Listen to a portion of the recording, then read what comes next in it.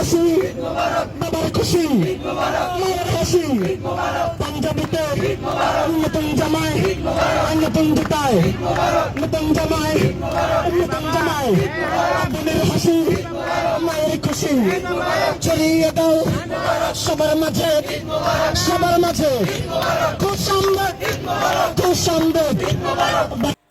আসসালামু আলাইকুম রহমতুল্লাহি ওয়াবারকাতু।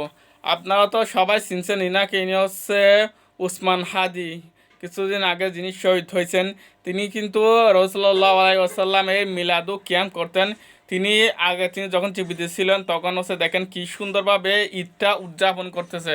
আমার কিন্তু খুব ভালো লাগছে এই ভিডিওটা সুখে পড়ার সাথে সাথে আপনাদের সাথে তুলে ধরলাম। আপনারও কেমন লাগছে সেটা কিন্তু কমেন্ট বক্সে কমেন্ট করে জানাবেন।